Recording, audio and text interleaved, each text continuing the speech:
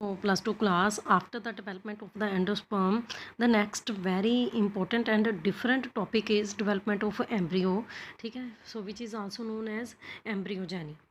Okay, so points are same up to the 12th point. ठीक है, points are same for the embryo development in monocots and in dicots है ना.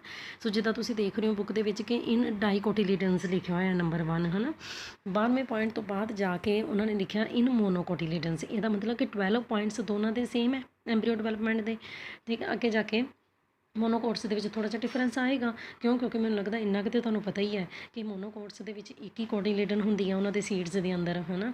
ਤਾਂ ਉਹ ਜਿਹੜੇ ਕੋਟੀਲੀਡਨ ਹੁੰਦੇ ਉਹਨਾਂ ਦੀਆਂ 2 ਕੋਟੀਲੀਡਨਸ ਹੁੰਦੀਆਂ ਨੇ, ਜਿੱਦਾਂ ਕਿ ਤੁਸੀਂ as you can see in the diagrams ਹਨ. ਹੁਣ ਬੱਚੇ ਇਹ ਸਾਰੀਆਂ ਡਾਇਗਰਾਮਸ ਬਣਾਉਣ ਦਾ ਬਲੈਕ ਬੋਰਡ ਦੇ ਉੱਪਰ ਕੋਈ ਮਤਲਬ ਨਹੀਂ ਬਣਦਾ.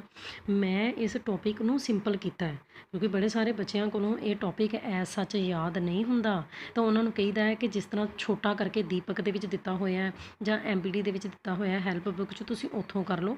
ਪਰ ਜਿਹੜੇ ਅੱਛੇ ਬੱਚੇ ਕਰ ਸਕਦੇ ਹੈਗੇ ਆ ਹੈ ਨਾ, ਮਾਰਕਸ ਲੈਣੇ ਆ ਉਹਨਾਂ ਨੇ, ਤਾਂ ਉਹਨਾਂ ਨੂੰ ਜ਼ਰੂਰ ਇੱਥੋਂ ਹੀ ਕਰਨਾ ਚਾਹੀਦਾ. ਬਹੁਤ ਵਧੀਆ ਤਰੀਕੇ ਨਾਲ ਪ੍ਰਦੀਪ ਦੀ ਬੁੱਕ ਦੇ ਵਿੱਚ ਪੁਆਇੰਟਸ ਬਣਾ ਕੇ ਦਿੱਤਾ ਹੋਇਆ. ਸੋ ਮੈਂ ਇਹਨੂੰ ਸਿੰਪਲ ਕਰਨ ਦੀ ਕੋਸ਼ਿਸ਼ ਕੀਤੀ ਹੈ ਕਿ ਤਾਂ ਜੋ ਤੁਹਾਨੂੰ ਆਸਾਨੀ ਦੇ ਨਾਲ ਸਮਝ ਆ ਜਾਏ ਹੈ ਨਾ. ਸੋ ਪਹਿਲਾਂ ਆਪਾਂ ਜੇਕਰ ਕੱਲੀਆਂ ਡਾਇਗਰਾਮਸ ਵੀ ਪੁੱਛ ਲਈਆਂ ਜਾਂਦੀਆਂ ਬੱਚੇ ਕਿ ਸਿਰਫ ਡਰਾ ਕਰੋ ਹੈ ਨਾ ਡਾਇਗਰਾਮਸ ਫੋਰ ਦਾ ਐਮਬਰੀਓ ਡਿਵੈਲਪਮੈਂਟ ਹੈ ਨਾ ਇਨ ਡਾਈਕੋਟਸ. ਠੀਕ ਹੈ ਜੀ. ਸੋ ਹੁਣ ਪਹਿਲਾਂ ਇੱਕ ਤੁਸੀਂ ਬੇਸਿਕ ਗੱਲ ਜਿਹੜੀ ਹੈਗੀ ਸਮਝ ਲਓ ਤਾਂ ਜੋ ਤੁਹਾਨੂੰ ਆਸਾਨ ਹੋ ਜਾਏ ਵੀ ਇਸ ਟੌਪਿਕ ਦੇ ਵਿੱਚ ਅਸੀਂ ਪੜ੍ਹਨਾ ਕਿਉਂ, ਕਿਉਂਕਿ ਡਿਵੀਜ਼ਨਸ ਹੋਣੀਆਂ ਨੇ, ਬਹੁਤ ਕੁਝ ਬਣਨਾ. ਤਾਂ ਮੇਨ ਗੱਲ ਹੁਣ ਅਸੀਂ ਕਿੱਥੇ ਪਹੁੰਚ ਚੁੱਕੇ ਹਾਂ ਉਹੀ ਬੱਚੇ ਨੂੰ ਸਮਝ ਆਊਗਾ ਜਿਹਨੂੰ ਸਾਰੀ ਪਿਛਲੀ ਹਿਸਟਰੀ ਪਤਾ ਹੈਗੀ ਹੈ ਕਿ ਹੋ ਚੁੱਕੀ ਸੀ ਕਿ ਡਬਲ ਫਰਟੀਲਾਈਜੇਸ਼ਨ, ਜਾਈਗੋਟ ਬਣ ਚੁੱਕਾ ਹੈ ਨਾ, ਅਵਿਊਲ ਦੇ ਅੰਦਰ ਜਾਈਗੋਟ ਬਣ ਚੁੱਕਾ ਹੈ. ਬਾਕੀ ਸਾਰੇ ਪਾਰਟਸ ਹੁਣ ਤਕਰੀਬਨ ਖਤਮ ਹੋ ਚੁੱਕੇ ਹੈ. ਐਂਟੀਪੋਡਲ ਸੈੱਲ, ਪੋਲਰ ਨਿਊਕਲੀਆਈ, ਉਹ ਸਾਰੇ ਐਂਡੋਸਪਰਮ ਬਣ ਚੁੱਕੇ ਕਿਉਂਕਿ ਹੁਣ ਐਂਡ ਆ ਗਿਆ ਹੈ. ਜਾਈਗੋਟ ਤੋਂ ਐਮਬਰੀਓ ਬਣ ਜਾਣਾ ਜਿਹਨੇ ਫਿਊਚਰ ਦੇ ਵਿੱਚ ਸੀਡ ਦੇ ਵਿੱਚੋਂ ਦੀ ਜਰਮੀਨੇਟ ਕਰਕੇ ਨਵਾਂ ਪਲਾਂਟ ਬਣਾਉਣਾ ਹੈ. ਨੈਚੁਰਲੀ ਫਿਰ ਕੋਮਨ ਸੈਂਸ ਹੈ ਕਿ ਵੀ ਐਮਬਰੀਓ ਦੇ ਕੋਲ ਪਲਿਊਮਿਊਲ, ਰੈਡੀਕਲਸ, ਇਹ ਪਾਰਟਸ ਹੋਣਗੇ ਜਿੱਥੋਂ ਕਿ ਨਵੇਂ ਪੌਦੇ ਦੇ ਪਾਰਟਸ ਨਿਕਲਣੇ ਹੈ. ਸੋ ਜਾਈਗੋਟ ਹੈ ਨਾ, ਸੋ ਇਹਦਾ ਮਤਲਬ ਛੋਟਾ ਜਿਹਾ ਬੱਚਾ, ਕਿਉਂਕਿ ਹੁਣ ਅਵਿਊਲ ਸੀਡ ਬਣ ਚੁੱਕਾ ਹੈ ਅਤੇ ਅਵਿਊਲ ਇਹ ਸੀਡ ਦੇ ਅੰਦਰ ਇੱਕ ਛੋਟਾ ਜਿਹਾ ਬੱਚਾ ਬਣਨ ਲੱਗਾ ਐਮਬਰੀਓ. ਪੂਰੀ ਓਵਰੀ ਫਰੂਟ ਬਣ ਚੁੱਕੀ ਹੈ. ਸੋ ਜਾਈਗੋਟ ਸੀਗਾ. ਠੀਕ, ਸੋ ਜਾਈਗੋਟ ਦੀ ਡਿਵੀਜ਼ਨ ਹੋਈ, ਇੱਕ ਬੇਸਲ ਸਸਪੈਂਸਰ ਸੈੱਲ ਬਣਿਆ, ਟਰਮੀਨਲ ਐਮਬਰੀਓਨਲ ਸੈੱਲ ਬਣਿਆ. ਸਸਪੈਂਸਰ ਸੈੱਲ ਡਿਵਾਈਡ ਹੋ ਕੇ ਥੋੜ੍ਹਾ ਲੰਬਾ ਹੋ ਗਿਆ, 6 to 8 ਸੈੱਲਸ ਲੌਂਗ ਸਸਪੈਂਸਰ ਬਣ ਗਿਆ. ਉਹਦੀ ਟਿਪ ਦੇ ਉੱਤੇ ਜਿਹੜਾ ਪ੍ਰੋ ਐਮਬਰੀਓ, ਸ਼ੁਰੂ ਦੇ ਵਿੱਚ ਹਜੇ ਤੱਕ ਇਹਨੂੰ ਪ੍ਰੋ ਐਮਬਰੀਓ ਕਹਿਣਾ ਹੈਗਾ, ਉਹ 2 ਸੈੱਲ ਦਾ 4 ਸੈੱਲ ਦਾ ਬਣ ਗਿਆ, 8 ਸੈੱਲ ਦਾ ਬਣ ਗਿਆ. ਫਿਰ 4 ਸੈੱਲ ਹੈ ਨਾ, 2 ਹੀ ਨਜ਼ਰ ਆਣੇ, 2 ਪਿੱਛੇ ਨਜ਼ਰ ਨਹੀਂ ਆਣੇ ਨਾ. ਠੀਕ ਹੈ, ਇਹ 2 4 ਔਰ 8 ਸੈੱਲਡ ਬਣ ਗਿਆ. ਠੀਕ ਹੈ ਜੀ, ਪ੍ਰੋ ਐਮਬਰੀਓ ਬਣ ਗਿਆ ਹੈ ਨਾ. ਸਸਪੈਂਸਰ ਲੰਬਾ ਹੁੰਦਾ ਗਿਆ. ਬਾਕੀ ਕੁਛ ਨਹੀਂ ਹੈ. ਸਸਪੈਂਸਰ ਦਾ ਜਿਹੜਾ ਬਿਲਕੁਲ ਟਿਪ ਦੇ ਉੱਤੇ ਸੈੱਲ ਹੈ ਉਹਨੂੰ ਹਾਈਪੋਫਾਈਸਿਸ ਕਹਾਂਗੇ. ਸਮਝਾਉਂਦੀ ਹਾਂ ਡਿਟੇਲ ਦੇ ਵਿੱਚ ਹਾਈਪੋਫਾਈਸਿਸ ਕੀ ਕਰੇਗਾ. ਅਤੇ 8 ਸੈੱਲਡ ਪ੍ਰੋ ਐਮਬਰੀਓ ਬਣ ਗਿਆ, 8 ਸੈੱਲ ਵਾਲਾ. 4 ਇੱਥੇ ਨਜ਼ਰ ਆ ਰਹੇ ਆ, 4 ਇੱਧਰ ਨਜ਼ਰ ਆ ਰਹੇ ਆ, 8. ਉਹਦੇ ਤੋਂ ਫਿਰ ਦੇਖੋ ਕਿੱਦਾਂ 2 ਕੋਟੀਲੀਡਨਸ ਬਣ ਗਈਆਂ, ਅੰਦਰੋਂ ਦੀ ਡੀਪ ਹੋ ਗਿਆ. ਇਹ ਸਮਝਾਉਂਦੀ ਸਾਰਾ. ਓਕੇ, ਫਿਰ ਕਿਸ ਤਰੀਕੇ ਦੇ ਨਾਲ ਇਹ ਹਾਰਟ ਸ਼ੇਪ ਬਣ ਗਿਆ. ਪਹਿਲਾਂ ਗਲੋਬੂਲਰ ਸੀਗਾ, ਫਿਰ ਹਾਰਟ ਸ਼ੇਪ ਬਣ ਗਿਆ ਹੈ ਨਾ. ਦੋਨੋਂ ਕੋਟੀਲੀਡਨਸ ਦੇ ਵਿਚਕਾਰ ਟਿਸ਼ੂ ਡਿਫਰੈਂਸ਼ੀਏਟ ਹੋ ਗਏ, ਉੱਥੇ ਪਲਿਊਮਿਊਲ ਪਾਰਟ ਬਣ ਗਿਆ. ਇਹ ਸਾਰੇ ਪੋਰਸ਼ਨ ਰੂਟ ਕੈਪ ਦੇਖ ਰਹੇ ਹੋ, ਰੂਟ ਕੈਪ ਹੈ ਨਾ. ਠੀਕ ਹੈ, ਇਹ ਲੰਬਾ ਜਿਹਾ ਸਸਪੈਂਸਰ, ਇਹ ਸਾਰੇ ਰੂਟ ਪੋਰਸ਼ਨ ਬਣਨਗੇ ਫਿਊਚਰ ਦੇ ਵਿੱਚ. ਪਲਿਊਮਿਊਲ ਤੋਂ ਨਵੀਂ ਸ਼ੂਟ ਨਿਕਲੇਗੀ ਹੈ ਨਾ. ਤਾਂ ਹੋਰ ਡੀਪ ਹੋ ਗਿਆ ਇਹ ਡਾਈਕੋਟਸ ਦੇ ਵਿੱਚ ਐਮਬਰੀਓ ਡਿਵੈਲਪਮੈਂਟ ਹੈ, ਇਸ ਕਰਕੇ 2 ਕੋਟੀਲੀਡਨਸ ਬਣ ਗਿਆ. ਰੈਡੀਕਲ ਪਾਰਟ ਪਤਾ ਹੀ ਹੈ ਨਾ, ਇਹਨੇ ਰੂਟਸ ਬਣਾਉਣੀਆਂ ਫਿਊਚਰ ਦੇ ਵਿੱਚ. ਪਲਿਊਮਿਊਲ ਨੇ ਫਿਊਚਰ ਦੇ ਵਿੱਚ ਨਵੇਂ ਪਲਾਂਟ ਦੀਆਂ ਸ਼ੂਟਸ ਬਣਾਉਣੀਆਂ ਹੈਗੀਆਂ. ਸੋ ਇਸ ਤਰੀਕੇ ਦੇ ਨਾਲ ਸੀਡ ਦੇ ਵਿੱਚੋਂ ਦੀ ਐਮਬਰੀਓ ਬਾਹਰ ਨਿਕਲ ਆਏਗਾ, ਜਰਮੀਨੇਟ ਕਰ ਜਾਏਗਾ ਸੀਡ, ਅਤੇ ਐਮਬਰੀਓ ਤੋਂ ਨਵਾਂ ਪਲਾਂਟ ਬਣ ਜਾਏਗਾ. ਇਸ ਤਰ੍ਹਾਂ ਬਣਦਾ ਨਵਾਂ ਪਲਾਂਟ. ਓਕੇ, ਹੁਣ ਮੈਂ ਤੁਹਾਡੇ ਲਈ ਕੁਐਸਚਨ ਨੂੰ ਥੋੜ੍ਹਾ ਸਮਰਾਈਜ਼ ਕੀਤਾ, ਉਮੀਦ ਹੈ ਕਿ ਤੁਹਾਨੂੰ ਸਮਝ ਆਏਗਾ. ਸੋ ਡਿਵੈਲਪਮੈਂਟ ਆਫ ਐਮਬਰੀਓ ਹੈ ਨਾ, ਜਿਹਨੂੰ ਅਸੀਂ ਹੋਰ ਕੀ ਕਹਿੰਦੇ ਹਾਂ, ਐਮਬਰੀਓਜੈਨੀ. ਓਕੇ, ਸੋ ਡਾਈਕੋਟਸ ਦੇ ਵਿੱਚ ਤੁਹਾਡੇ ਕੋਲ ਸਭ ਤੋਂ ਪਹਿਲਾਂ ਆ ਗਿਆ, ਮੈਂ ਥੋੜ੍ਹੀ ਜਿਹੀ ਪੇਜ ਦੀ ਸੈਟਿੰਗ ਕਰਨਾ. ਠੀਕ ਹੈ, ਸੋ ਡਾਈਕੋਟਸ ਦੇ ਵਿੱਚ ਤੁਹਾਡੇ ਕੋਲ ਸਭ ਤੋਂ ਪਹਿਲਾਂ ਆ ਗਿਆ ਹੈ ਨਾ ਬੱਚੇ, ਜਾਈਗੋਟ ਸੀਗਾ, ਮੈਂ ਡਾਇਗਰਾਮ ਦੇ ਵਿੱਚ ਦਿਖਾ ਦਿੱਤਾ. ਇਨਲਾਰਜ ਕਰ ਗਿਆ ਸਾਈਜ਼ ਦੇ ਵਿੱਚ. ਠੀਕ ਹੈ ਜੀ, ਉਹਨੇ ਆਪਣੀ ਸੈਲੂਲੋਜ਼ ਦੀ ਬਣੀ ਹੋਈ ਸੈੱਲ ਵਾਲ ਜਿਹੜੀ ਸੀਗੀ ਉਹਨੂੰ ਸਕ੍ਰੀਏਟ ਕਰ ਲਿਆ ਜਾਈਗੋਟ ਨੇ ਹੈ ਨਾ, ਇਸ ਜਾਈਗੋਟ ਨੇ. ਓਕੇ, ਅੱਛਾ ਠੀਕ ਹੈ. ਸੋ ਫਿਰ ਉਹ ਟਰਾਂਸਵਰਸ ਡਿਵੀਜ਼ਨ ਦੇ ਨਾਲ ਡਿਵਾਈਡ ਕਰ ਗਿਆ. ਮੇਰੀ ਕੋਸ਼ਿਸ਼ ਹੈ ਕਿ ਮੈਂ ਨਾਲ ਨਾਲ ਤੁਹਾਨੂੰ ਡਾਇਗਰਾਮਸ ਵੀ ਦਿਖਾਈ ਜਾਵਾਂ ਹੈ ਨਾ. ਇਸ ਤਰੀਕੇ ਦੇ ਨਾਲ ਸੈਂਟਰ 'ਚ ਹੁੰਦੀ ਟਰਾਂਸਵਰਸ ਡਿਵੀਜ਼ਨ. ਓਕੇ, ਉਹਦੇ ਨਾਲ ਉਹ ਡਿਵਾਈਡ ਕਰ ਗਿਆ. ਠੀਕ ਹੈ।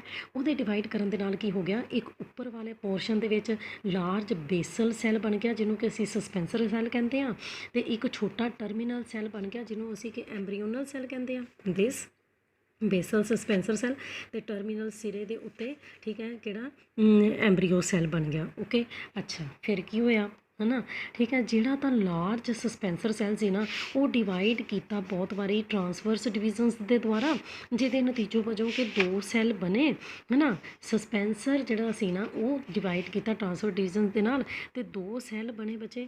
ਉਹਨਾਂ ਵਿੱਚੋਂ ਦੀ ਜਿਹੜਾ ਲੋਅਰ ਮੋਸਟ ਸੈੱਲ ਸੀਗਾ ਉਹ ਇਨਲਾਰਜ ਹੋ ਗਿਆ, ਉਹਨੇ ਵੈਸੀਕੂਲਰ ਬੇਸਲ ਸੈੱਲਸ ਬਣਾਏ। ਜ਼ਰੂਰੀ ਨਹੀਂ ਹੈ ਕਿ ਹਰ ਚੀਜ਼ ਜਿਹੜੀ ਤੁਹਾਨੂੰ ਡਾਇਗਰਾਮ ਦੇ ਵਿੱਚ ਦਿਖਾਈ ਹੋਈ ਹੈ, ਜੋ ਰਿਟਨ 'ਚ ਦਿੱਤਾ ਨਾ, ਜ਼ਰੂਰੀ ਨਹੀਂ ਹੈ ਹਰ ਚੀਜ਼ ਡਾਇਗਰਾਮ 'ਚ ਦਿਖਾਈ ਹੋਈ ਹੈ। ਮੈਂ ਤੁਹਾਨੂੰ ਸਸਪੈਂਸਰ ਸੈੱਲ ਦਿਖਾ ਦਿੱਤਾ, ਐਂਬਰੀਓਨਲ ਸੈੱਲ ਦਿਖਾ ਦਿੱਤਾ। ਸਸਪੈਂਸਰ ਸੈੱਲ ਫਿਰ ਤੋਂ ਦੁਬਾਰਾ ਡਿਵਾਈਡ ਕਰ ਗਿਆ 2 ਸੈੱਲਸ ਦੇ ਵਿੱਚ। ਉਹਦੇ ਵਿੱਚੋਂ ਦੀ ਜਿਹੜੇ ਲੋਅਰ ਸੈੱਲ ਸੀਗੇ ਥੋੜ੍ਹੇ ਸਾਈਜ਼ ਦੇ ਵਿੱਚ ਵੱਡੇ ਸੀਗੇ, ਉਹਨਾਂ ਨੇ ਵੈਸੀਕੂਲਰ ਬੇਸਲ ਸੈੱਲ ਬਣਾ ਦਿੱਤਾ। ਬਾਕੀ ਜਿਹੜੇ ਸੈੱਲ ਸੀਗੇ ਉਹਨਾਂ ਨੇ ਬਹੁਤ ਸਾਰੀਆਂ ਉਹਨਾਂ ਦੀਆਂ ਵੇਰੀਏਬਲ ਬੜੀ ਵਾਰੀ ਉਹਨਾਂ ਦੀਆਂ ਟਰਾਂਸਵਰਸ ਡਿਵੀਜ਼ਨਸ ਹੋਈਆਂ। ਉਹਨਾਂ ਨੇ 7 ਤੋਂ ਲੈ ਕੇ 8 ਸੈੱਲ ਲੰਬਾ ਸਸਪੈਂਸਰ ਸੈੱਲ ਬਣਾ ਦਿੱਤਾ। ਗੱਲ ਸਮਝ ਗਏ ਨਾ, ਆਹ ਡਾਇਗਰਾਮ ਇੱਥੇ ਤੱਕ ਪਹੁੰਚ ਚੁੱਕੀ ਹਾਂ ਮੈਂ, ਠੀਕ ਹੈ ਜੀ। ਸਸਪੈਂਸਰ ਸੈੱਲ ਹੀ ਠੀਕ ਹੈ, ਸਸਪੈਂਸਰ ਸੈੱਲ ਦੀ ਹੀ ਦੁਬਾਰਾ ਡਿਵੀਜ਼ਨ ਹੋਈ 2 ਵਾਰੀ, ਠੀਕ ਹੈ ਜੀ। ਸੋ ਲੋਅਰ ਮੋਸਟ ਸੈੱਲ ਬਣੇ ਜਿਹਨਾਂ ਨੂੰ ਕਿ ਅਸੀਂ ਵੈਸੀਕੂਲਰ ਬੇਸਲ ਸੈੱਲ ਕਹਾਂਗੇ, ਅਤੇ ਫਿਰ 6-7 ਤੋਂ ਲੈ ਕੇ 8 ਸੈੱਲ ਲੰਬਾ ਸਸਪੈਂਸਰ ਸੈੱਲ ਬਣ ਚੁੱਕਾ ਹੈ, ਠੀਕ ਹੈ। ਜਿਹੜਾ ਛੋਟਾ ਟਰਮੀਨਲ ਐਂਬਰੀਓਨਲ ਸੈੱਲ ਬਣਿਆ ਸੀ ਨਾ, ਹੁਣ ਉਹਦੇ ਉੱਪਰ ਆਓ, ਉੱਥੇ ਕੀ ਹੋਣਾ, ਠੀਕ ਹੈ। ਜਿਹੜਾ ਟਰਮੀਨਲ ਐਂਬਰੀਓਨਲ ਸੈੱਲ ਸੀਗਾ ਉਹ ਡਿਵਾਈਡ ਕੀਤਾ ਲੋਂਗੀਚੂਡਨਲ ਡਿਵੀਜ਼ਨ ਦੇ ਦੁਆਰਾ। ਉਹਨੇ ਬੱਚੇ 4 ਸੈੱਲ ਵਾਲਾ ਇੱਕ ਕੀ ਬਣਾ ਦਿੱਤਾ, ਟੈਟਰਾਡ। ਹੋ ਗਈ ਗੱਲ। ਸਸਪੈਂਸਰ ਸੈੱਲ ਨੇ ਆ ਸਾਰਾ ਕੁਝ ਬਣਾ ਦਿੱਤਾ। ਜਿਹੜਾ ਥੱਲੇ 2 ਸੈੱਲਸ ਵਾਲਾ ਐਂਬਰੀਓਨਲ ਸੈੱਲ ਸੀਗਾ ਉਹ ਲੋਂਗੀਚੂਡਨਲ ਡਿਵੀਜ਼ਨ ਦੇ ਨਾਲ ਡਿਵਾਈਡ ਹੋ ਕੇ ਉਹਨੇ 4 ਸੈੱਲ ਵਾਲਾ ਕੀ ਬਣਾ ਦਿੱਤਾ, ਟੈਟਰਾਡ। 4 ਸੈੱਲ ਵਾਲਾ ਇੱਕ ਟੈਟਰਾਡ ਬਣਾ ਦਿੱਤਾ। ਉਹਨਾਂ 4 ਸੈੱਲਸ ਦੇ ਵਿੱਚੋਂ ਦੀ ਵੀ ਸਮਝਦੇ ਵੀ ਗੱਲ ਨੂੰ, ਉਹਨਾਂ 4 ਸੈੱਲ ਦੇ ਵਿੱਚੋਂ ਦੀ ਵੀ 2 ਜਿਹੜੇ ਟਰਮੀਨਲ ਸੈੱਲ ਹੋਣਗੇ ਟੈਟਰਾਡ ਦੇ, ਹੈ ਨਾ, ਠੀਕ ਹੈ। ਸੋ ਉਹ ਹੁਣ ਇਹ ਪ੍ਰੋ ਐਂਬਰੀਓ ਸਟੇਜ ਆ ਗਈ ਨਾ, ਸਮਝ ਗਏ ਗੱਲ ਨੂੰ। ਆ ਬਣ ਗਿਆ ਕਿੰਨਾ ਲੰਬਾ ਸਸਪੈਂਸਰ ਬਣ ਗਿਆ, ਠੀਕ ਹੈ। ਅਤੇ ਆਹ ਟੈਟਰਾਡ 4 ਸੈਲਡ ਪ੍ਰੋ ਐਂਬਰੀਓ, ਅਸੀਂ ਇਹਨੂੰ ਕੀ ਕਹਿਣਾ ਸ਼ੁਰੂ ਕਰ ਦੇਣਾ ਹੁਣ, ਪ੍ਰੋ ਐਂਬਰੀਓ। ਸਮਝ ਗਏ ਹੋ, ਇੱਥੋਂ ਸਿੱਖਣਾ। ਅੱਛਾ ਜੀ, ਉਹਨਾਂ 4 ਸੈੱਲਸ ਦੇ ਵਿੱਚੋਂ ਦੀ 2 ਜਿਹੜੇ ਟਰਮੀਨਲ ਸੈੱਲ ਸੀਗੇ ਉਹ ਡਿਵਾਈਡ ਕਰ ਗਏ ਲੋਂਗੀਚੂਡਨਲੀ, ਠੀਕ ਹੈ। ਅਤੇ ਉਹਨਾਂ ਨੇ ਕੀ ਬਣਾ ਦਿੱਤਾ ਬੱਚੇ, ਇੱਕ 4 ਸੈੱਲ ਵਾਲਾ ਕੁਆਡਰੈਂਟ ਸਟੇਜ। ਗੱਲ ਨੂੰ ਸਮਝਣਾ ਹੈਗਾ।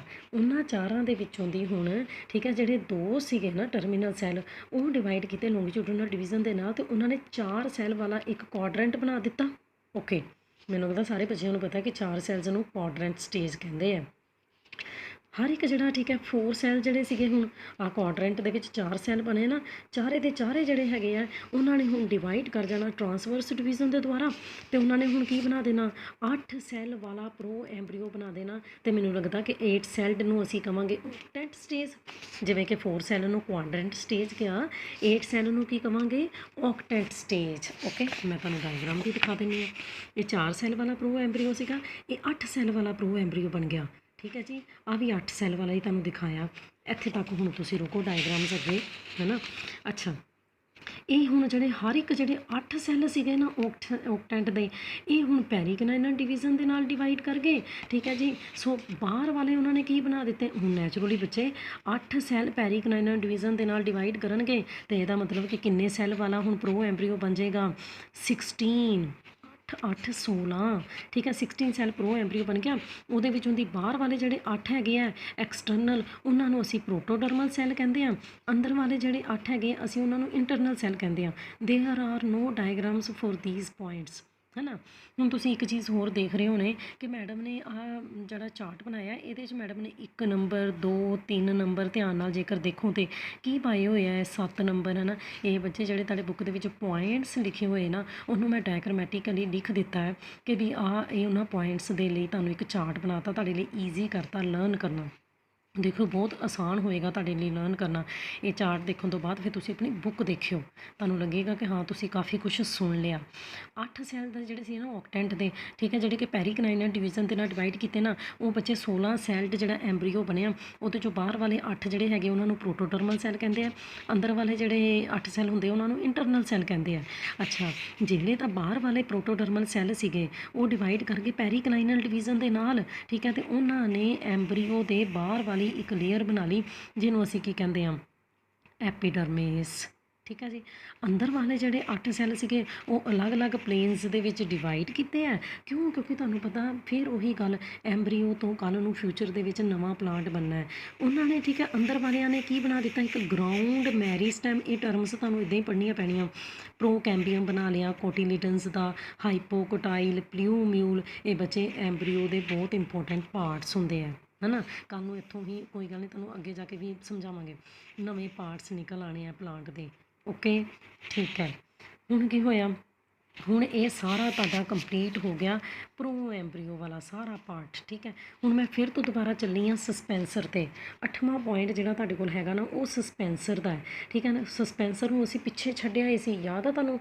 ਅਸੀਂ ਇੱਥੇ ਛੱਡ ਦਿੱਤਾ ਸੀ ਸਸਪੈਂਸਰ, ਬਸ ਇੱਥੇ ਜਦੋਂ ਉਹ 16 to 19 ਸੈੱਡ ਲੰਬਾ ਹੋ ਗਿਆ ਸੀ ਨਾ, ਉੱਥੇ ਛੱਡ ਦਿੱਤਾ ਸੀ। ਪਰ ਹੁਣ 8ਵੇਂ ਪੁਆਇੰਟ 'ਤੇ ਅਸੀਂ ਆਉਣ ਲੱਗੇ ਹਾਂ, ਕਿਉਂਕਿ ਹੁਣ ਸਸਪੈਂਸਰ ਦਾ ਵੀ ਬਹੁਤ ਵੱਡਾ ਰੋਲ ਹੈ। ਠੀਕ ਹੈ। ਸਸਪੈਂਸਰ ਦਾ ਇਹ ਜਿਹੜਾ ਟਰਮੀਨਲ ਸੈੱਲ ਹੁੰਦਾ ਨਾ, ਉੱਪਰ ਲੰਬਾ ਜਿਹਾ ਸਸਪੈਂਸਰ ਹੈ ਇੱਦਾਂ ਦਾ। ਬੱਚਿਆਂ ਨੂੰ ਸਾਰਾ ਨਹੀਂ ਨਾ ਡਾਇਗਰਾਮ 'ਚ ਦਿਖਾਉਣਾ, ਸਿਰਫ ਤੁਹਾਨੂੰ ਥੱਲੜਾ ਪੋਰਸ਼ਨ ਦਿਖਾਤਾ ਉਹਨੇ। ਸਸਪੈਂਸਰ ਦਾ ਜਿਹੜਾ ਸਿਰੇ ਵਾਲਾ ਸੈੱਲ ਹੈ ਨਾ, ਇਹਨੂੰ ਕਹਿੰਦੇ ਹਾਈਪੋਫਾਈਸਿਸ। ਇਹਨੂੰ ਕੀ ਕਹਿੰਦੇ ਆ, ਹਾਈਪੋਫਾਈਸਿਸ।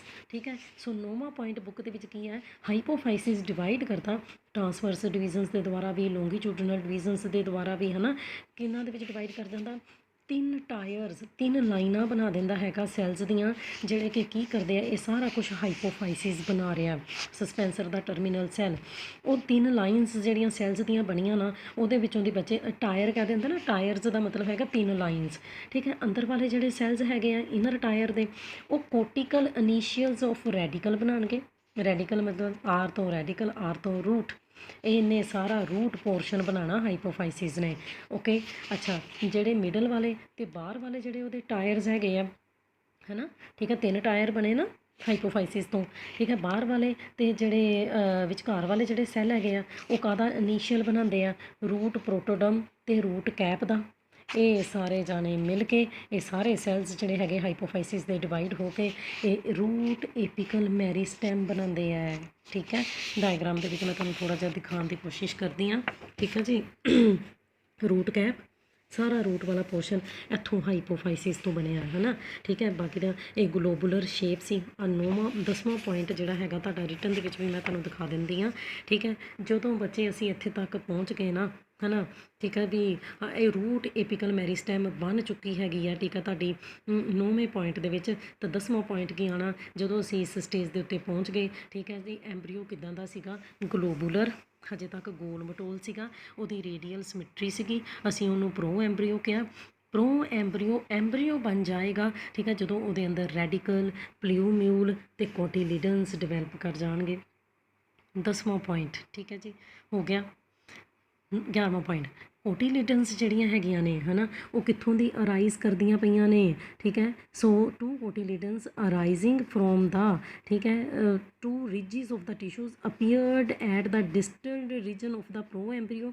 ਤਾਂ ਜੋ ਜਿਹੜਾ ਗਲੋਬੂਲਰ ਐਂਬਰੀਓ ਸੀਗਾ, ਹੁਣ ਉਹ ਹਾਰਟ ਸ਼ੇਪ ਦਾ ਨਜ਼ਰ ਆਉਣਾ ਸ਼ੁਰੂ ਹੋ ਗਿਆ। ਆਹ ਸੀ ਗਲੋਬੂਲਰ ਪਾਰਟ। ਕਹਿੰਦਾ ਇੱਥੋਂ ਦੀ ਟਿਸ਼ੂਜ਼ ਡਿਫਰੈਂਸ਼ੀਏਟ ਕਰ ਜਾਂਦੇ ਆ। ਠੀਕ ਹੈ। ਅਤੇ ਗਲੋਬੂਲਰ ਪ੍ਰੋ ਐਂਬਰੀਓ ਜਿਹੜਾ ਸੀਗਾ, ਹੁਣ ਸਾਨੂੰ ਹਾਰਟ ਸ਼ੇਪ ਨਜ਼ਰ ਆਉਣਾ ਸ਼ੁਰੂ ਹੋ ਜਾਂਦਾ। ਬਣ ਗਈਆਂ 2 ਕੋਟੀਲੀਡਨਸ। ਠੀਕ ਹੈ ਜੀ। ਸੋ ਗਲੋਬੂਲਰ ਤੋਂ ਹਾਰਟ ਸ਼ੇਪ ਹੋ ਚੁੱਕਾ। ਅਤੇ ਲਾਸਟ ਪੁਆਇੰਟ ਤੁਹਾਡੇ ਕੋਲ ਆ ਗਿਆ, ਕੋਟੀਲੀਡਨਸ ਗਰੋਇੰਗ ਰੈਪਿਡਲੀ। ਠੀਕ ਹੈ। ਜਦ ਕਿ ਜਿਹੜੇ ਕੁਛ ਸੈੱਲਸ ਹੈਗੇ ਆ ਕੋਟੀਲੀਡਨਸ ਦੇ ਬੇਸਿਸ ਦੇ ਵਿਚਕਾਰ, ਠੀਕ ਹੈ, ਉਹ ਕੀ ਬਣਾ ਰਹੇ, ਇੱਕ ਡੋਮ ਸ਼ੇਪਡ ਪਲਿਊਮਿਊਲ ਬਣਾ ਰਹੇ ਆ। ਦਿਸ ਰਿਹਾ ਤੁਹਾਨੂੰ, ਆਹ 2 ਕੋਟੀਲੀਡਨਸ ਸੀ, ਇਹਨਾਂ ਦੇ ਵਿਚਕਾਰ ਜਿਹੜੇ ਟਿਸ਼ੂਜ਼ ਪ੍ਰੈਜ਼ੈਂਟ ਹੈਗੇ ਆ, ਇਹ ਕੀ ਬਣਾ ਰਹੇ ਆ, ਡੋਮ ਸ਼ੇਪ ਪਲਿਊਮਿਊਲ ਬਣਾ ਰਹੇ ਆ। ਕੱਲ੍ਹ ਨੂੰ ਫਿਊਚਰ ਦੇ ਵਿੱਚ ਇੱਥੋਂ ਦੀ ਸ਼ੂਟ ਨਿਕਲਣੀ ਹੈ। ਜੇਕਰ ਅਸੀਂ ਹੁਣ ਐਂਡ ਦੇਖੀਏ ਤਾਂ ਆ ਗਿਆ ਰੂਟ ਕੈਪ, ਰੈਡੀਕਲ, ਠੀਕ ਹੈ, 2 ਕੋਟੀਲੀਡਨਸ, ਠੀਕ ਹੈ ਜੀ, ਅਤੇ ਪਲਿਊਮਿਊਲ ਪੋਰਸ਼ਨ, ਹਾਈਪੋਕੋਟਾਈਲ ਪੋਰਸ਼ਨ। ਠੀਕ ਹੈ। ਜਿਹੜਾ ਕਿ ਕੋਟੀਲੀਡਨਸ ਅਤੇ ਪਲਿਊਮਿਊਲ ਦੇ ਵਿਚਕਾਰ ਹੁੰਦਾ, ਹੈ ਨਾ। ਇਹ ਬਾਅਦ ਦੇ ਵਿੱਚ ਤੁਹਾਨੂੰ ਦੱਸ ਦਾਂਗੇ। ਨਹੀਂ, ਰੈਡੀਕਲ ਅਤੇ ਕੋਟੀਲੀਡਨਸ ਦੇ ਵਿਚਕਾਰ ਹੁੰਦਾ ਹਾਈਪੋਕੋਟਾਈਲ ਪੋਰਸ਼ਨ। ਸੋ ਮੇਨ ਤੁਸੀਂ ਇੱਥੇ ਇਹਨੂੰ ਸਮਝੋ। ਸੋ ਇਹ ਸੀ ਸਾਰੇ ਦੇ ਸਾਰੀ ਐਂਬਰੀਓ ਡਿਵੈਲਪਮੈਂਟ ਡਾਈਕੋਟੀਲੀਡਨਸ ਦੇ ਵਿੱਚ। ਮੋਨੋਕੋਟੀਲੀਡਨ ਦੇ ਪੁਆਇੰਟ ਇੱਥੇ ਤੱਕ ਤਾਂ ਸੇਮ ਹੈ, ਕਿਉਂਕਿ ਮੋਨੋਕੋਟੀਲੀਡਨਸ ਦੇ ਵਿੱਚ 2 ਕੋਟੀਲੀਡਨਸ ਨਹੀਂ ਚਾਹੀਦੀਆਂ, ਹੁੰਦੀਆਂ ਹੀ ਨਹੀਂ, 1 ਕੋਟੀਲੀਡਨ ਹੀ ਹੁੰਦੀ ਹੈ। ਸੋ ਸਾਰੇ ਫੇਜ਼ ਐਂਬਰੀਓਜੈਨੇਸਿਸ ਦੇ, ਜਿੱਥੋਂ ਤੱਕ ਕਿ ਗਲੋਬੂਲਰ ਪ੍ਰੋ ਐਂਬਰੀਓ ਬਣਿਆ ਸੀਗਾ, ਹੈ ਨਾ, ਬਣਿਆ ਸੀ ਨਾ ਗਲੋਬਰਲ, ਬਾਅਦ 'ਚ ਬਣਿਆ ਸੀ ਨਾ, 2 ਕੋਟਿਲੇਡਨਸ ਬਣ ਗਈਆਂ ਸੀ ਅਤੇ ਹਾਰਟ ਸ਼ੇਪ ਬਣਿਆ ਸੀ। ਇੱਥੇ ਤੱਕ ਤਾਂ ਠੀਕ ਹੈ, ਕਹਿੰਦਾ ਦੋਨੋਂ ਦੇ ਪੁਆਇੰਟ ਸੇਮ ਹੈ, ਪਰ ਮੋਨੋਕੋਟਿਲੇਡਨਸ ਦੇ ਵਿੱਚ ਕੀ ਹੈ, 1/2 of the terminal cells derivatives function as shoot apex. ਬਾਕੀ ਸਾਰੇ ਜਿਹੜੇ ਹੈਗੇ ਆ ਉਹ rapid rate of cell division show ਕਰਦੇ ਆ ਅਤੇ ਇੱਕ ਹੀ ਸਿੰਗਲ ਕੋਟਿਲੇਡਨ ਬਣਾਉਂਦੇ ਆ। ਉਹਨਾਂ ਦੇ ਵਿੱਚ ਇੱਥੇ ਕੁਛ ਵੀ ਇੱਦਾਂ ਦੀ ਡਿਵੀਜ਼ਨ ਨਹੀਂ ਹੁੰਦੀ ਕਿ 2 ਕੋਟਿਲੇਡਨ ਬਣ ਜਾਣ। ਮੋਨੋਕੋਟਸ ਦੇ ਵਿੱਚ ਕੀ ਹੈਗਾ, ਠੀਕ ਹੈ, ਬਸ ਜੋ ਮੇਨ ਸ਼ੂਟ ਏਪੈਕਸ ਜਿਹੜੇ ਸੀਗੇ ਦੀ ਤਰ੍ਹਾਂ ਫੰਕਸ਼ਨ ਕਰਨਾ ਸ਼ੁਰੂ ਕਰਤਾ ਸੀ। ਇਹਦੇ ਤੋਂ ਬਾਅਦ ਹੀ ਇਹਨਾਂ ਨੇ ਹੈ ਨਾ ਕੁਛ ਠੀਕ ਹੈ ਜਿਹੜੇ ਮੋਨੋਕੋਟਿਲੇਡਨਸ ਦੇ ਵਿੱਚ ਸੈਲਸ ਸੀਗੇ, ਠੀਕ ਹੈ, ਅਤੇ ਬਾਕੀ ਸਾਰਿਆਂ ਨੇ ਸਿੰਗਲ ਕੋਟਿਲੇਡਨ ਬਣਾ ਲਈ ਸੀ। ਬਸ ਅੱਗੇ ਤੁਹਾਡੇ ਕੋਲ ਆ ਜਾਂਦਾ ਬੱਚੇ ਡਿਵੈਲਪਮੈਂਟ ਆਫ ਸੀਡ, ਹੈ ਨਾ। ਹੁਣ ਸਾਰਾ ਹੋ ਚੁੱਕਾ, ਜਰਮੀਨੇਸ਼ਨ ਹੋ ਚੁੱਕੀ ਹੈ, ਸੌਰੀ ਡਬਲ ਫਰਟੀਲਾਈਜੇਸ਼ਨ ਹੋ ਚੁੱਕੀ ਹੈ ਐਂਜੀਓਸਪਰਮਸ ਦੇ ਵਿੱਚ, ਹੈ ਨਾ। ਅਵਿਊਲ ਸੀਡ ਬਣ ਚੁੱਕਾ ਹੈਗਾ, ਹੈ ਨਾ, ਠੀਕ। ਸੋ ਸੀਡ ਜਿਹੜਾ ਹੈਗਾ ਜਾਈਗੋਟ, ਹੈ ਨਾ, ਸੀਡ ਦੇ ਅੰਦਰ ਜਿਹੜਾ ਜਾਈਗੋਟ ਸੀਗਾ, ਹੁਣੇ ਉੱਪਰ ਪੜ੍ਹ ਕੇ ਆਏ ਹਾਂ, ਉਹ ਐਂਬਰੀਓ ਬਣ ਚੁੱਕਾ ਹੈਗਾ। ਟ੍ਰਿਪਲੋਇਡ ਪ੍ਰਾਇਮਰੀ ਐਂਡੋਸਪਰਮ ਜਿਹੜਾ ਨਿਊਕਲੀਅਸ ਸੀਗਾ ਉਹ ਕਾਹਦੇ 'ਚ ਬਦਲ ਚੁੱਕਾ, ਪਤਾ ਤੁਹਾਨੂੰ, ਐਂਡੋਸਪਰਮ ਦੀ ਫੋਰਮੇਸ਼ਨ ਤੁਹਾਨੂੰ ਕਰਵਾ ਦਿੱਤੀ ਹੋਈ ਹੈ। ਹੁਣ ਕੀ ਹੈ, ਕਈ ਵਾਰੀ ਤਾਂ ਕੀ ਹੈ ਕਿ ਜਿਹੜੇ ਸੀਡਸ ਹੁੰਦੇ ਆ ਉਹਨਾਂ ਦੇ ਅੰਦਰ ਜਿਹੜਾ ਐਂਡੋਸਪਰਮ ਟਿਸ਼ੂ ਹੈ ਨਾ ਰਹਿੰਦਾ ਹੀ ਹੈ ਹਮੇਸ਼ਾ, ਯੂਜ਼ ਅਪ ਨਹੀਂ ਕਰ ਲਿਆ ਜਾਂਦਾ। ਐਂਬਰੀਓ ਸਾਰੀ ਐਂਡੋਸਪਰਮ ਨਹੀਂ ਖਾ ਜਾਂਦਾ, ਠੀਕ ਹੈ। ਸੋ ਇੱਦਾਂ ਦੇ ਬੱਚੇ ਸੀਡਸ ਨੂੰ ਅਸੀਂ ਕਹਿੰਦੇ ਹਾਂ ਐਲਬਿਊਮੀਨਸ ਸੀਡਸ, ਜਿਵੇਂ ਕਿ ਵੀਟ, ਕੋਰਨ, ਅਨੀਅਨ। ਕਿਸੇ ਵੇਲੇ ਦੇਖਿਓ ਥੋੜ੍ਹੀ ਜਿਹੀ ਕਣਕ ਜਿਹੜੀ ਉਹਨੂੰ ਪਾਣੀ ਦੇ ਵਿੱਚ ਭਿਗੋ ਕੇ ਦੇਖਿਓ, ਜਦੋਂ ਤੁਸੀਂ ਉਹਦਾ ਸੀਡ ਤੋੜੋਗੇ ਨਾ, ਉਹਦੇ ਅੰਦਰੋਂ ਦੀ ਵਾਈਟ ਕਲਰ ਦੇ ਥੋੜ੍ਹੇ ਝੱਗ ਜਿਹੇ ਨਿਕਲਣਗੇ, ਉਹ ਐਕਚੁਅਲੀ ਦੇ ਵਿੱਚ ਕੀ ਹੈ, ਐਂਡੋਸਪਰਮ ਹੈ ਨਾ। ਜਦ ਕਿ ਕੁਛ ਸੀਡਸ ਹੁੰਦੇ ਆ ਜਿਨ੍ਹਾਂ ਦੇ ਵਿੱਚ ਐਂਡੋਸਪਰਮ ਰੈਪਿਡਲੀ ਯੂਜ਼ ਕਰ ਲਈ ਜਾਂਦੀ ਹੈ, ਉਹਨਾਂ ਨੂੰ ਕਹਿੰਦੇ ਆ ਐਕਸ ਐਲਬਿਊਮੀਨਸ ਸੀਡਸ, ਜਿਵੇਂ ਕਿ ਪੀ, ਬੀਨ, ਗ੍ਰਾਮ ਵਗੈਰਾ। ਓਕੇ, ਇਹ ਪੁਆਇੰਟਸ ਹੋ ਗਏ ਤੁਹਾਡੇ ਕੋਲ ਡਿਵੈਲਪਮੈਂਟ ਆਫ ਸੀਡ ਦੇ ਵਿੱਚ, ਹੈ ਨਾ, ਕੀ ਚੇਂਜਸ ਆਈਆਂ।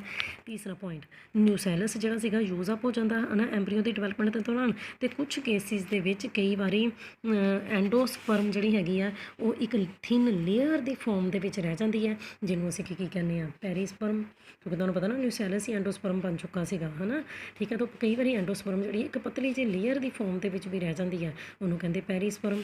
ਓਕੇ, ਬਾਹਰ ਵਾਲੀਆਂ ਜਿਹੜੀਆਂ ਇੰਟੈਗੂਮੈਂਟ ਹੁੰਦੀਆਂ ਸੀ ਕਿ ਨਹੀਂ ਹੁੰਦੀਆਂ ਸੀ ਵਿਊਲ 'ਚ, ਉਹ ਹਾਰਡ ਹੋ ਗਈਆਂ, ਲੈਦਰੀ ਹੋ ਗਈਆਂ, ਉਹਨਾਂ ਨੂੰ ਟੈਸਟਾ ਕਹਿੰਦੇ ਆ, ਜਾਂ ਬਾਹਰ ਵਾਲੀਆਂ ਸੀਡ ਕੋਟਸ ਕਹਿੰਦੇ ਆ, ਠੀਕ ਹੈ, ਜਿਹੜੇ ਕਿ ਸੀਡ ਦੀ ਰੱਖਿਆ ਕਰਨਗੀਆਂ।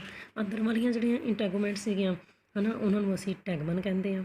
ਗੱਲ ਸਮਝ ਗਏ, ਬਾਹਰ ਵਾਲੀਆਂ ਇੰਟੈਗੂਮੈਂਟਸ ਨੇ ਟੈਸਟਾ ਬਣਾ ਦਿੱਤਾ, ਅੰਦਰ ਵਾਲੀਆਂ ਨੇ ਇੰਟੈਗੂਮੈਂਟਸ ਨੇ ਟੈਗਮਨ ਬਣਾ ਦਿੱਤਾ, ਠੀਕ ਹੈ। ਮਾਈਕਰੋਪਾਈਲ ਜਿਹੜਾ ਹੈਗਾ ਉਹ ਫਿਰ ਹਜੇ ਤੱਕ ਵੀ ਪ੍ਰੈਜੈਂਟ ਹੈਗਾ ਸੀਡ ਦੇ ਸਰਫੇਸ ਦੇ ਉੱਤੇ, ਇੱਕ ਛੋਟੀ ਜਿਹੀ ਪੋਰ ਦੀ ਫੋਰਮ ਦੇ ਵਿੱਚ, ਹੈ ਨਾ। ਫਿਊਨੀਕਲਸ ਜਿਹੜੀ ਹੁੰਦੀ ਸੀਗੀ, ਹੈ ਨਾ, ਜਿਹੜੀ ਕਿ ਵਿਊਲ ਦੀ ਡੰਡੀ ਹੁੰਦੀ ਸੀ, ਹੁਣ ਸੀਡ ਦੀ ਥੋੜ੍ਹੀ ਜਿਹੀ ਸਟੋਕ ਬਣ ਜਾਏਗੀ। ਹਾਈਲਮ ਜਿਹੜਾ ਸੀਗਾ, ਠੀਕ ਹੈ, ਤੁਹਾਨੂੰ ਪਤਾ ਹੀ ਹੈ, ਹੈ ਨਾ, ਜਿਹੜੇ ਕਿ ਫਿਊਨੀਕਲਸ ਅਤੇ ਵਿਊਲ ਦੀ ਬੋਡੀ ਦੇ ਵਿਚਕਾਰ ਇੱਕ ਪੁਆਇੰਟ ਸੀਗਾ, ਹੈ ਨਾ, ਉਹ ਵੀ ਸਟੋਕ ਦਾ ਹੀ ਪੁਆਇੰਟ ਰਹਿ ਜਾਂਦਾ, ਠੀਕ ਹੈ। ਸੋ ਸੀਡਸ ਜਿਹੜੇ ਹੁੰਦੇ ਬਹੁਤ ਸਾਰੇ ਪਲਾਂਟਸ ਦੇ ਜਰਮੀਨੇਟ ਕਰ ਜਾਂਦੇ ਆ ਜਦੋਂ ਉਹਨਾਂ ਨੂੰ ਫੇਵਰੇਬਲ ਕੰਡੀਸ਼ਨਸ ਜਿਹੜੀਆਂ ਹੈਗੀਆਂ ਨੇ ਉਹ ਮਿਲ ਜਾਂਦੀਆਂ, ਜਿਵੇਂ ਕਿ ਐਡੀਕੁਏਟ ਮੋਇਸਚਰ, ਆਕਸੀਜਨ, ਟੈਂਪਰੇਚਰ ਜਿਹੜਾ ਐਪਰੋਪ੍ਰੀਏਟ ਮਿਲ ਜਾਂਦਾ, ਹੈ ਨਾ। ਬਹੁਤ ਸਾਰੇ ਪਲਾਂਟਸ ਹੈਗੇ ਨੇ, ਠੀਕ ਹੈ, ਜਿਨ੍ਹਾਂ ਦੇ ਵਿੱਚ ਸੀਡਸ ਜਿਹੜੇ ਹੈਗੇ ਆ ਵਾਏਬਲ ਹੁੰਦੇ ਆ, ਹੈ ਨਾ, ਪਰ ਉਹ ਜਰਮੀਨੇਟ ਨਹੀਂ ਕਰ ਪਾਉਂਦੇ ਆ, ਉਹਨਾਂ ਨੂੰ ਫੇਵਰੇਬਲ ਕੰਡੀਸ਼ਨਸ ਵੀ ਮਿਲ ਜਾਂਦੀਆਂ, even then they do not germinate. So the germination of such seeds may be delayed for few days, weeks, months.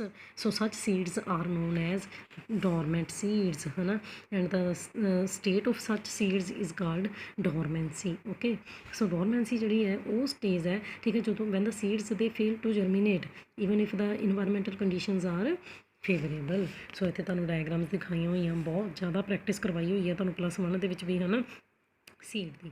ਸੋ ਇਸੇ ਤਰੀਕੇ ਦੇ ਨਾਲ ਤੁਸੀਂ ਮੇਜ਼ ਗ੍ਰੇਨ ਜਿਹੜਾ ਹੈਗਾ ਮੈਨੂੰ ਲੱਗਦਾ ਉਹਦਾ ਰਿਟਨ ਕੀਤਾ ਹੋਇਆ, ਇਸ ਬੁੱਕ ਦੇ ਵਿੱਚ ਐਕਸਪਲੇਨੇਸ਼ਨ ਨਹੀਂ ਦਿੱਤੀ ਹੋਈ ਹੈ, ਪਰ ਤੁਸੀਂ ਕਰਨੀ ਹੈ। ਸ਼ਾਇਦ ਮੈਂ ਤੁਹਾਨੂੰ ਕੁਐਸਚਨ ਇਹ ਕਰਵਾਇਆ ਹੋਇਆ, ਹੈ ਨਾ, ਹੁਣ ਵੀ ਸ਼ਾਇਦ ਮੈਂ ਤੁਹਾਨੂੰ ਸੈਂਡ ਕੀਤਾ ਹੋਵੇ। ਸੋ ਇਹਦਾ ਤੁਸੀਂ ਰਿਟਨ ਪੜ੍ਹਨਾ ਇੱਕ ਵਾਰੀ, ਮੇਜ਼ ਜੋ ਗ੍ਰੇਨ ਹੈਗਾ ਉਹਦਾ ਰਿਟਨ।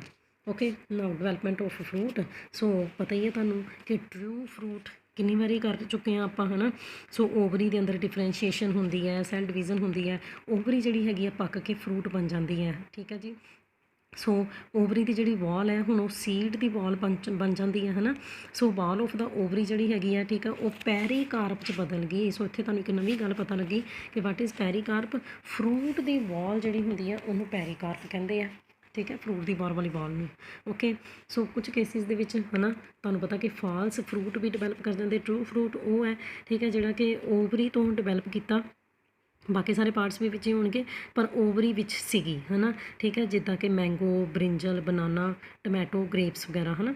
ਜਦ ਕਿ ਫਾਲਸ ਫਰੂਟ ਕਿਹੜੇ ਆ, ਸੋ ਫਰੂਟਸ ਜਿਹੜੇ ਕਿ ਓਵਰੀ ਤੋਂ ਅਦਰ ਅਸੈਸਰੀ ਫਲਾਵਰ ਪਾਰਟਸ ਵੀ ਇਨਵੋਲਵਡ ਹੁੰਦੇ ਆ, ਸਮਝਦੇ ਪਏ ਹੋ, ਠੀਕ ਹੈ। ਜੋ ਫਰੂਟਸ ਜਿਹੜੇ ਹੈਗੇ ਉਹ ਓਵਰੀ ਤੋਂ ਡਿਵੈਲਪ ਕਰਦੇ ਆ।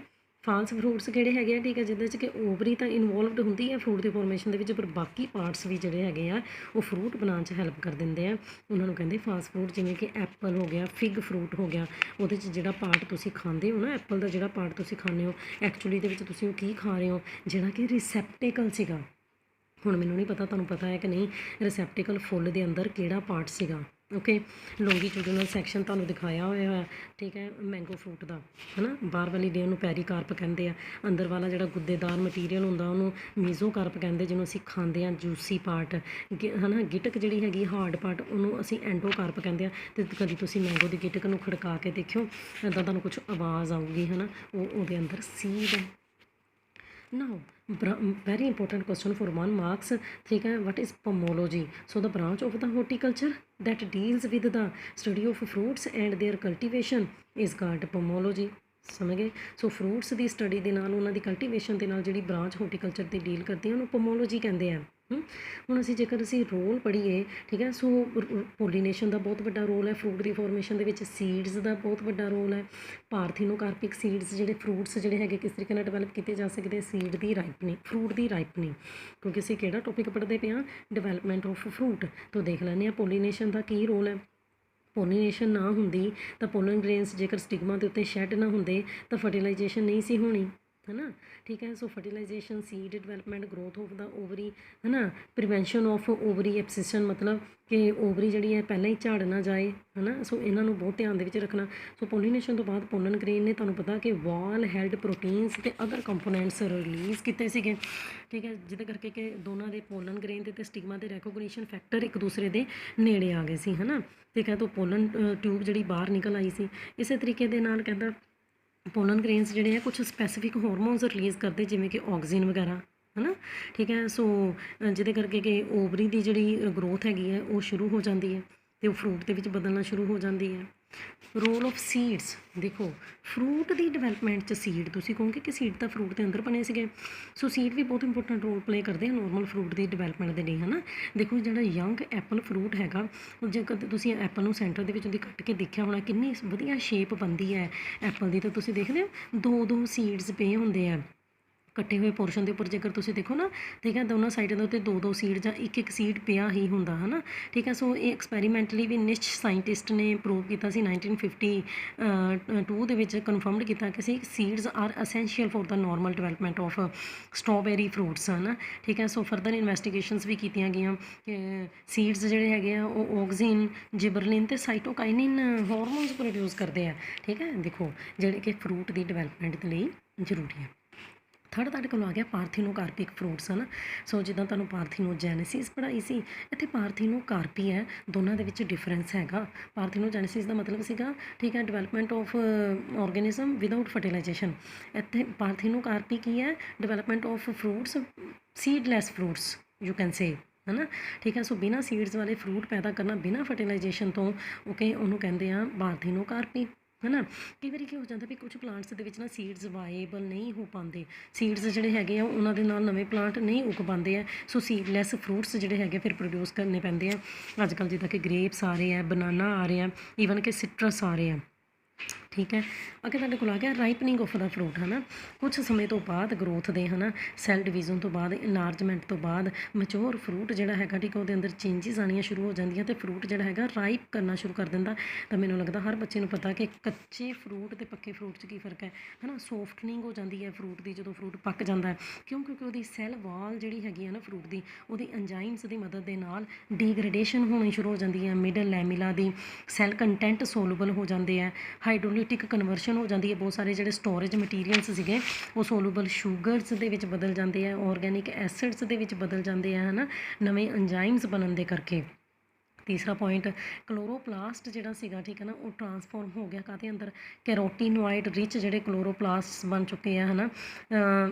ਐਂਥੋਸਾਇਆਨਿਨ ਪਿਗਮੈਂਟਸ ਜਿਹੜੇ ਹੈਗੇ ਆ ਉਹ ਅੰਦਰ ਡਿਵੈਲਪ ਕਰਨਾ ਸ਼ੁਰੂ ਹੋ ਗਏ, ਜਿੱਦਾਂ ਨੇ ਕਿ ਫਰੂਟ ਨੂੰ ਅਲੱਗ ਹੀ ਕਲਰ ਦੇ ਦਿੱਤਾ। ਬਹੁਤ ਸਾਰੇ ਫਲੇਵਰਿੰਗ ਕੰਪੋਨੈਂਟਸ ਫਰੂਟ ਦੇ ਅੰਦਰ ਆਉਣੇ ਸ਼ੁਰੂ ਹੋ ਜਾਂਦੇ, ਜਿਹਦੇ ਕਰਕੇ ਉਹਨਾਂ ਦੇ ਵਿੱਚ ਅਰੋਮਾ, ਖੁਸ਼ਬੂ, ਫਲੇਵਰ ਆਉਂਦਾ ਹੈਗਾ। ਕੁਝ ਫਰੂਟਸ ਜਿਹੜੇ ਹੈਗੇ ਆ ਉਹਨਾਂ ਦੇ ਅੰਦਰ ਰੈਸਪੀਰੇਟਰੀ ਜਿਹੜੇ ਹੈਗੇ ਆ ਨੈਚੁਰਲੀ ਰੇਟ, ਕਲਾਈਮੈਟ੍ਰਿਕ ਰੇਟ ਜਿਹੜਾ ਹੈਗਾ, ਠੀਕ ਹੈ, ਪੱਕੇ ਹੋਏ ਫਰੂਟ ਦੇ ਅੰਦਰ ਵੀ ਵੱਧ ਜਾਂਦਾ ਹੈ, ਠੀਕ ਹੈ। ਸੋ ਹਾਰਮੋਨ ਹੈਗਾ ਇਥਲੀਨ, ਪਤਾ ਤੁਹਾਨੂੰ +1 'ਚ ਵੀ ਪੜ੍ਹਾਇਆ ਹੋਇਆ, ਬਹੁਤ ਇੰਪੋਰਟੈਂਟ ਰੋਲ ਪਲੇ ਕਰਦਾ ਰਾਈਪਨਿੰਗ ਦੇ ਵਿੱਚ ਫਰੂਟ ਦੇ। ਓਕੇ, ਅੱਗੇ ਤੁਹਾਡੇ ਕੋਲ ਟੌਪਿਕ ਆ ਗਿਆ ਐਪੋਮਿਕਸਿਸ ਐਂਡ ਪੋਲੀਐਂਬਰੀਓਨੀ, ਹੈ ਨਾ। ਸੋ ਬੱਚੇ ਸੈਕਸ਼ੂਅਲ ਰੀਪਰੋਡਕਸ਼ਨ ਜਿਹੜੀ ਸੀਗੀ ਉਹਦੇ ਵਿੱਚ ਤਾਂ ਡਿਪਲੋਇਡ ਸਪੋਰੋਫਿਟਿਕ ਸੈੱਲ ਜਿਹੜਾ ਸੀਗਾ, ਹੈ ਨਾ, ਬੋਡੀ ਦੇ ਅੰਦਰ, ਉਹ ਮਿਓਸਿਸ ਦੀ ਹੈਲਪ ਦੇ ਨਾਲ ਹੈਪਲੋਇਡ ਗਮੀਟ ਬਣਾ ਦਿੰਦਾ। ਫਿਰ ਤੋਂ ਦੁਬਾਰਾ ਗਮੀਟਸ ਦਾ ਫਿਊਜ਼ਨ ਹੁੰਦਾ ਹੈ ਨਾ, ਤਾਂ ਜਾਈਗੋਟ ਬਣ ਜਾਂਦਾ। ਜਾਈਗੋਟ ਫਿਰ ਐਂਬਰੀਓ 'ਚ ਡਿਵੈਲਪ ਕਰ ਜਾਂਦਾ, ਹੈ ਨਾ, ਅਤੇ ਜਿਹੜੇ ਅਵਿਊਲ ਹੈ ਉਹ ਸੀਡ ਦੇ ਵਿੱਚ ਬਦਲ ਜਾਂਦਾ, ਠੀਕ ਹੈ। ਸੋ ਫਿਰ ਐਪੋਮਿਕਸਿਸ ਕੀ ਹੈ, ਇਹਦਾ ਮਤਲਬ ਕਿ ਡਿਵੈਲਪਮੈਂਟ ਹੋਣਾ ਇੰਡੀਵਿਜੂਅਲਸ ਦੀ ਜਾਂ ਪ੍ਰੋਪੇਗਿਊਲਸ ਦੀ ਬਿਨਾਂ ਮਿਓਸਿਸ ਤੋਂ, ਬਿਨਾਂ ਸਿਨਗੈਮੀ ਤੋਂ, ਉਹਨੂੰ ਅਸੀਂ ਕਹਿ ਦਿੰਦੇ ਹਾਂ ਐਪੋਮਿਕਸਿਸ। ਇਹਦਾ ਮਤਲਬ ਕਿ ਐਪੋਮਿਕਸਿਸ ਨੂੰ ਅਸੀਂ ਏਸੈਕਸ਼ੁਅਲ ਰਿਪਰੋਡਕਸ਼ਨ ਵੀ ਕਹਿ ਸਕਦੇ ਹਾਂ, ਕਿਉਂਕਿ ਏਸੈਕਸ਼ੁਅਲ ਰਿਪਰੋਡਕਸ਼ਨ 'ਚ ਕੀ ਪੜ੍ਹਾਇਆ, ਕੋਈ ਸੈਕਸ ਔਰਗਨ ਨਹੀਂ ਬਣਦੇ ਹੈ, ਕੋਈ ਫਰਟੀਲਾਈਜੇਸ਼ਨ ਨਹੀਂ ਹੁੰਦੀ ਹੈ। ਸੋ ਐਪੋਮਿਕਸਿਸ ਜਿਹੜੀ ਹੈ ਪਰ ਫਰਦਰ 2 ਟਾਈਪਸ ਦੀ ਹੋ ਸਕਦੀ ਹੈ, ਅਗੈਮੋਸਪਰਮੀ ਐਂਡ ਵੈਜੀਟੇਟਿਵ ਪ੍ਰੋਪੇਗੇਸ਼ਨ, ਠੀਕ ਹੈ ਜੀ। ਸੋ ਅਗੈਮੋਸਪਰਮੀ ਜਿਹੜੀ ਹੈਗੀ ਹੈ, ਠੀਕ ਹੈ, ਉਹਨੂੰ ਫਿਰ ਫਰਦਰ 3 ਟਾਈਪਸ ਦੇ ਵਿੱਚ ਡਿਵਾਈਡ ਕੀਤਾ ਹੋਇਆ, ਅਡਵੈਂਟਿਵ ਐਂਬਰੀਓਨੀ, ਪਾਰਥੀਨੋਜੈਨਸਿਸ, ਐਪੋਸਪੋਰੀ ਐਂਡ ਐਪੋਗੈਮੀ, ਠੀਕ ਹੈ। ਸੋ ਕੁਛ ਔਖਾ ਨਹੀਂ ਹੈ। ਐਪੋਮਿਕਸਿਸ ਜਿਹੜੀ ਹੈਗੀ ਹੈ, ਠੀਕ ਹੈ, 2 ਟਾਈਪਸ ਦੀ ਹੈ, ਅਗੈਮੋਸਪਰਮੀ, ਹੈ ਨਾ, ਠੀਕ ਹੈ। ਸੋ ਅਗੈਮੋਸਪਰਮੀ ਜਿਹੜੀ ਹੈ ਐਂਡ ਵੈਜੀਟੇਟਿਵ ਪ੍ਰੋਪੇਗੇਸ਼ਨ, ਇਹ ਤੁਹਾਨੂੰ ਸਾਰੀ ਡਿਟੇਲ 'ਚ ਪੜ੍ਹਾਈ ਹੋਈ ਹੈ। ਵੈਜੀਟੇਟਿਵ ਪ੍ਰੋਪੇਗੇਸ਼ਨ, ਅਗੈਮੋਸਪਰਮੀ ਜਿਹੜੀ ਹੈਗੀ ਹੈ, ਠੀਕ ਹੈ, 2 ਤਰ੍ਹਾਂ ਦੀ ਹੈ, 3 ਤਰ੍ਹਾਂ ਦੀ। ਅਡੈਂਟਿਵ ਐਂਬਰੀਓਨੀ ਮਤਲਬ ਕਿ formation of embryo directly from the diploid sporophytic cell. ਇਹ ਤੁਸੀਂ ਆਪਣੇ ਵਿੱਚ ਨਹੀਂ ਸੋਚਣਾ, ਇਹ ਅਸੀਂ ਪਲਾਂਟਸ ਦੀ ਗੱਲ ਕਰਦੇ ਪਏ ਹਾਂ, ਮਤਲਬ ਕਿ ਨਿਊਸੈਲਸ ਤੋਂ ਜਾਂ ਫਿਰ ਇੰਟੈਗੂਮੈਂਟਸ ਤੋਂ ਸਿੱਧਾ ਐਂਬਰੀਓ ਬਣ ਜਾਣਾ, ਇਹਨੂੰ ਅਸੀਂ ਕਹਿੰਦੇ ਅਡੈਂਟਿਵ ਐਂਬਰੀਓਨੀ ਅਵਿਊਲ ਦੀ, ਠੀਕ ਹੈ। ਇਹ ਸਿਟਰਸ 'ਚ ਇੱਦਾਂ ਹੁੰਦਾ। ਪਾਰਥੀਨੋਜੈਨਸਿਸ ਦਾ ਮਤਲਬ ਪਤਾ ਹੀ ਹੈ ਤੁਹਾਨੂੰ, formation of embryo without the fertilization of egg ਜਾਂ ਫਿਰ from the unfertilized egg. Apospory apogamy, formation of embryo from the any other cell of the embryo sac. Egg ਤੋਂ ਇਲਾਵਾ, ਹੈ ਨਾ, ਐਗ ਤੋਂ ਇਲਾਵਾ, ਠੀਕ ਹੈ, ਐਂਬਰੀਓ ਦਾ ਕਿਸੇ ਹੋਰ ਸੈੱਲ ਤੋਂ ਡਿਵੈਲਪ ਕਰ ਜਾਣਾ, ਉਹਨੂੰ ਅਸੀਂ ਕਹਿੰਦੇ ਐਪੋਸਪੋਰੀ ਔਰ ਐਪੋਗੈਮੀ। ਸੋ ਡਿਊਰਿੰਗ ਐਂਬਰੀਓਜੈਨਸਿਸ, ਐਂਬਰੀਓ ਜਿਹੜਾ ਹੈਗਾ ਜਾਈਗੋਟ ਤੋਂ ਡਿਵੈਲਪ ਕਰਦਾ ਪਿਆ, ਐਂਬਰੀਓ ਸੈਕ ਜਿਹੜਾ ਹੈਗਾ ਉਹ ਐਂਡੋਸਪਰਮ ਬਣ ਚੁੱਕਾ, ਠੀਕ ਹੈ। ਐਪੋਮਿਟਿਕ ਐਂਬਰੀਓ ਜਿਹੜਾ ਹੈਗਾ, ਜਿਹਦੇ 'ਚ ਐਪੋਮਿਕਸਿਸ ਹੋ ਰਹੀ ਹੈ, ਠੀਕ ਹੈ। ਸੋ ਉਹਦੇ ਅੰਦਰ ਐਂਬਰੀਓਜ਼ ਦਾ ਨੰਬਰ ਕਈ ਵਾਰੀ ਸੀਡ ਦੇ ਅੰਦਰ ਵੱਧ ਵੀ ਸਕਦਾ, ਇੱਕ ਨਾਲੋਂ ਜ਼ਿਆਦਾ ਐਂਬਰੀਓ ਵੀ ਸੀਡ ਦੇ ਅੰਦਰ ਪ੍ਰੈਜ਼ੈਂਟ ਹੋ ਸਕਦੇ ਆ। ਦਿਸ ਇਜ਼ ਨੋਨ ਐਜ਼ ਪੋਲੀ ਐਂਬਰੀਓਨੀ, ਠੀਕ ਹੈ ਜੀ। ਸੋ ਇਹਦੇ ਨਾਲ ਤੁਹਾਡਾ ਇਹ ਸੈਕਿੰਡ ਚੈਪਟਰ ਜਿਹੜਾ ਹੈਗਾ ਬਿਲਕੁਲ ਕੰਪਲੀਟ ਹੈ। ਧਿਆਨ ਦੇ ਨਾਲ ਵੀਡੀਓ ਨੂੰ ਸੁਣ ਲੈਣਾ, ਫਿਰ ਅਸੀਂ ਸ਼ੁਰੂ ਕਰਾਂਗੇ ਚੈਪਟਰ ਨੰਬਰ